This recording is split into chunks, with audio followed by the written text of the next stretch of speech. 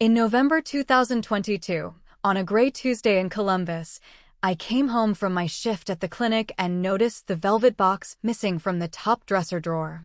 My mother's jewelry lived there, her wedding band, the small sapphire she wore to church, the locket with her parents' pictures. I stood still and listened to the house, the dryer thumping, the refrigerator humming, my son's door closed. Grief is a quiet room. You hear everything.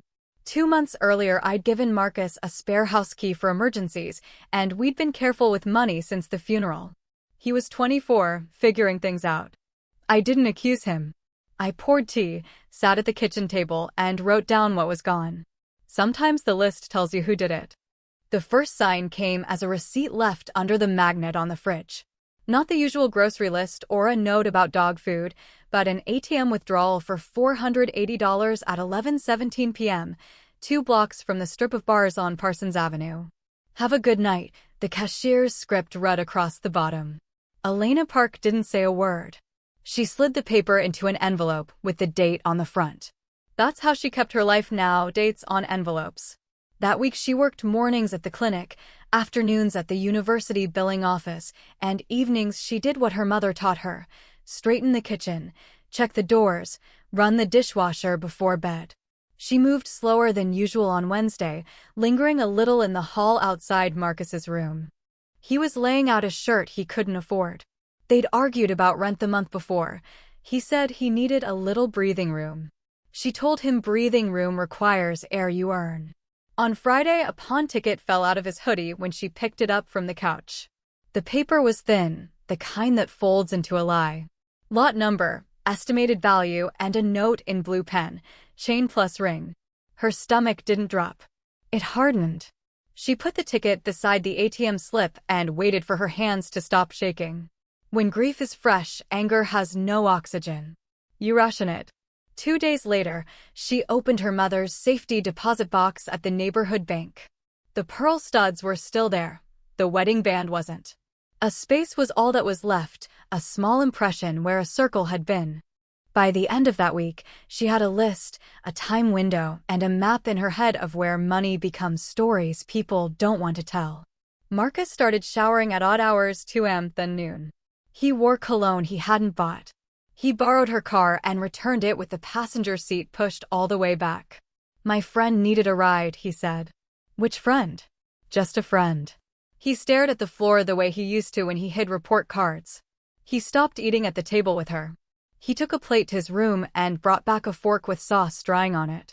He got particular about laundry, fishing through the dryer before she could fold, slipping something into his pocket, then wandering off.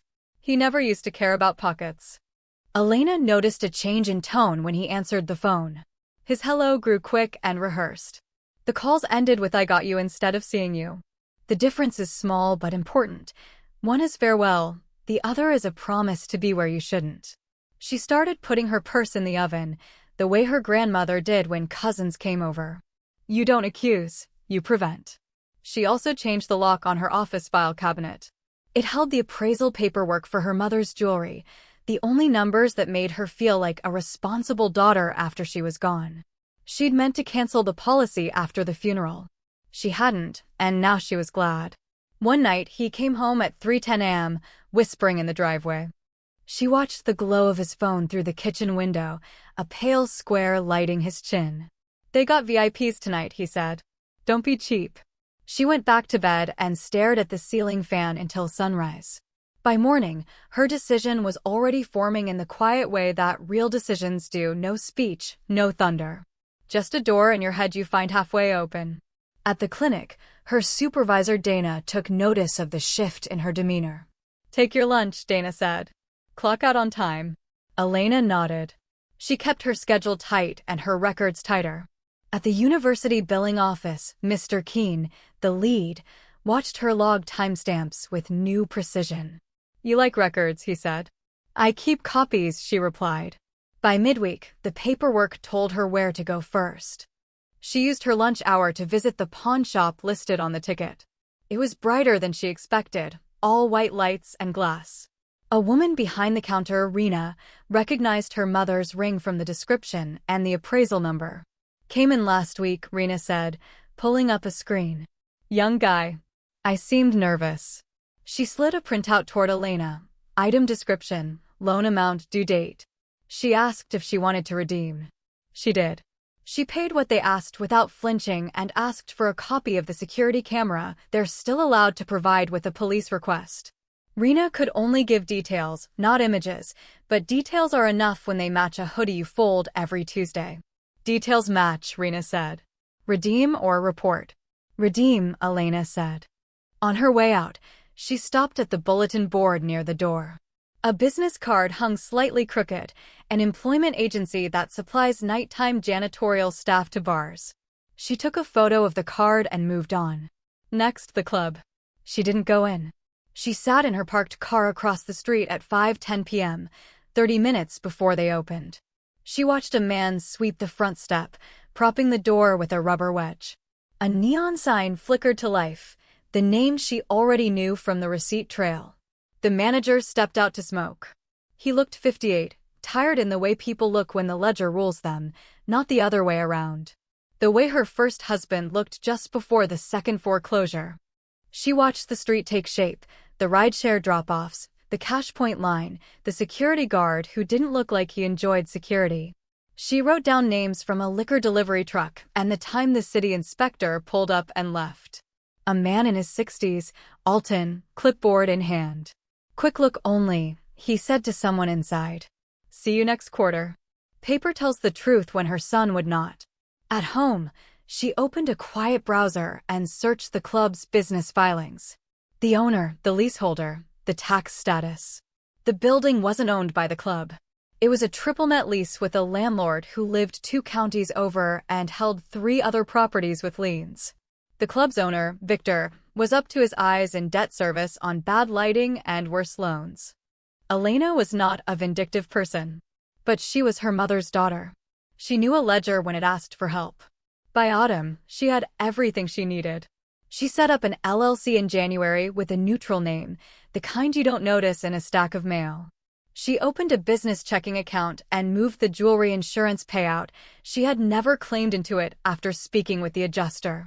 She documented the loss and recovery properly, police report filed, pawn redemption receipts, photographs of the empty drawer, proof of ownership, appraisal numbers, all lined up like choir books. She didn't press charges. She wrote in the report, Family Matter. Seeking civil restitution.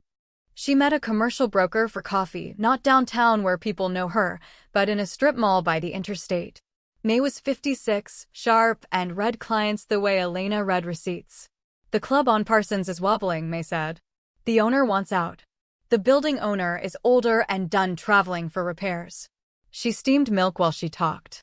Elena took notes on a napkin and later copied them into her ledger, like a student. Make it clean, May added. She scheduled a meeting with Victor on a Tuesday morning, the only hour he said he was human. He wore a sports coat that had seen too many summers. She didn't flinch. She listened. He talked about back taxes, liquor license renewal fees, a fight with his landlord over HVAC replacement, and how he couldn't get a bank to refinance because the moral clause spooked them. Cash business, he said, shrugging. Hard to show faith. She asked to see the books. He hesitated, then showed her enough to confirm the obvious. The club could be profitable if the debt were reset and the housekeeping didn't bleed over time. What do you want? He finally asked. Options, she said. Over the next 6 weeks, she quietly gathered them. She met the landlord's son, Greg, who had power of attorney and a golf habit the building clearly funded. He was 47, tan, and eager to simplify his father's portfolio. Dad's tired, Greg said. Price it simple. She had a banker friend in community lending, Ellis, look at the rent roll. He was 54 and cautious with numbers the way surgeons are cautious with scalpels. Reset the terms, Ellis said. Serviceable with discipline.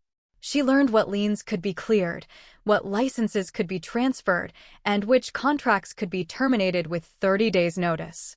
She hired an attorney, Howell, 61, steady as oak, to draft 2 kinds of offers, one for the business, one for the building. 2 paths, Howell said. 30-day outs. She slept in February the way you sleep after hard snow, deep, dreamless, certain. At home, Marcus saw none of it. He saw dinner plates appear and a mother who answered, "We'll talk later." He noticed a box on the table one night, the velvet one, with the ring back inside, the locket beside it, and a note. "These are insured, and I know." He didn't knock on her door. The next morning, he left early and texted, "I'll fix it." She didn't reply. Promises are currency that inflate fast. By the first week of March, signatures were the only sound she needed. In March, the landlord accepted her offer. She bought the building through her LLC at a price that made sense for everyone tired. 2 weeks later, Victor took her second offer. She purchased the club's assets and licenses under a management agreement with a right to close. "You sure?" he asked at the lawyer's table. "I'm past sure," she said. The deed was recorded on a Thursday. The liquor license transfer was posted the following Tuesday. The key felt lighter than any she'd held in years. She met the staff in small groups, daytime only, in the office with the lights on and the door open. She made 2 immediate changes, a third-party payroll service and a janitorial contract that paid on time and demanded a checklist. No moral lectures. Just standards. Bathrooms matter in any business. They tell you whether the leadership is awake. Then she called Marcus.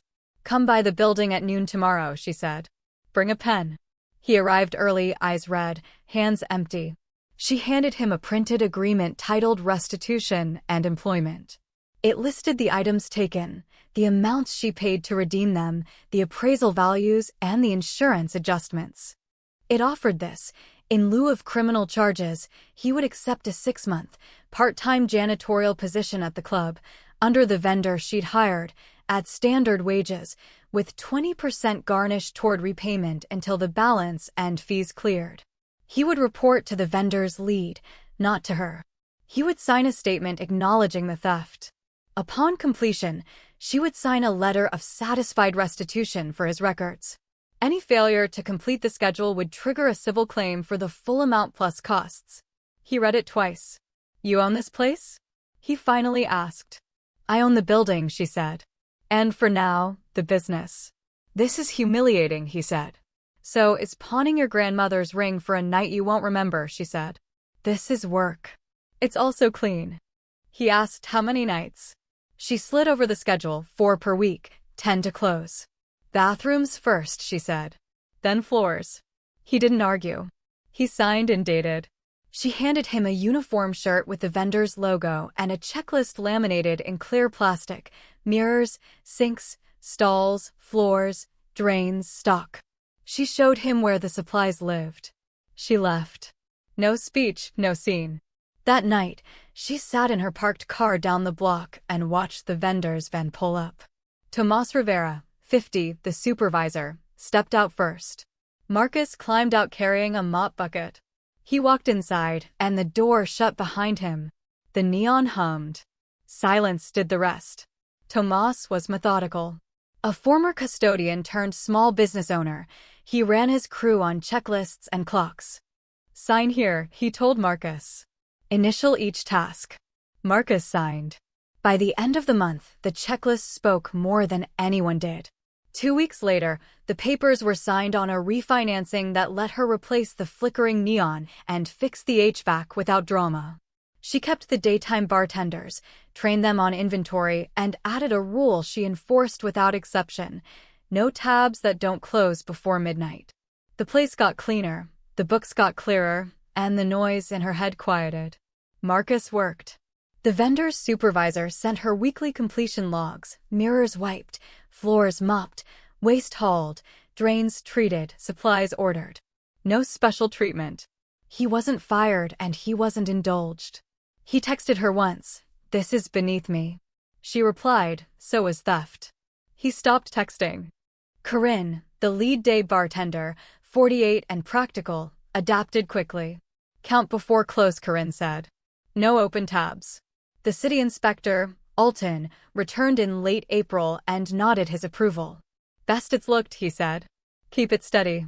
By early summer, she'd recovered the full amount with the garnishments and a small surcharge they agreed upon for time spent and legal fees.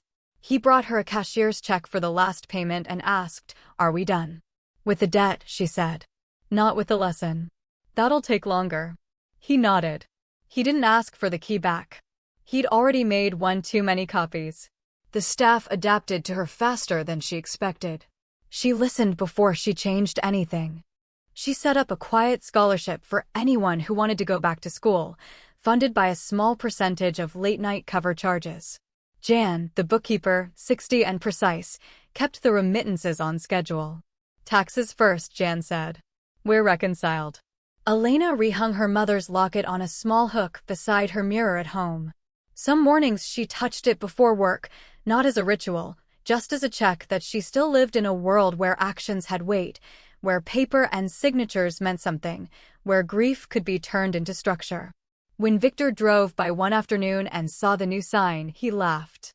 "You actually did it." "I did," she said. "And I'll keep it decent." He stuck out his hand. "Good luck," he said. She took it. Luck prefers ledgers. A year has passed. Marcus finished the 6 months, then took a day job with a roofing crew. He pays his own phone bill now. He asks before he opens her refrigerator. He doesn't mention that winter, and neither does she. They speak like adults who have survived something embarrassing together. He visits on Sundays. He brings coffee. He looks at the locket, but he doesn't reach for it. Elena still owns the building.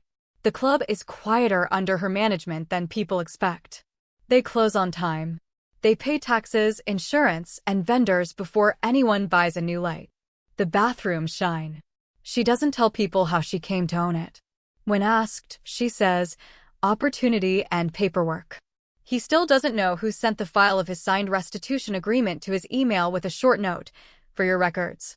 She kept no backup beyond that, just the original with a paid stamp in red ink. She doesn't need it to feel done. Sometimes she unlocks the back door before sunset and stands in the empty hallway, listening to the building breathe, the soft click of the ice machine, the steady hum of the HVAC she replaced, the faint scent of disinfectant. The mop sinks are clean. The drains run clear. She thinks of her mother, who taught her that respect is a form of housekeeping. Then she locks up and drives home, and the locket is warm against her skin. Late summer light fills the empty hallway. Fresh wax gleams on the floor. A clean mop sink reflects the square of sky through the propped back door, quiet as a kept promise. Every story here will stir your soul. Welcome to Spice and Sugar, your daily escape into real emotions, bold lives, and unforgettable lessons. Here, it's all about love, loss, laughter, and the quiet strength that carries us through. I share stories that make you feel, that remind you you're not alone, that every bitter moment can lead to something sweet. If you want to laugh, cry, and see life through stories that heal and inspire, subscribe and stay a while.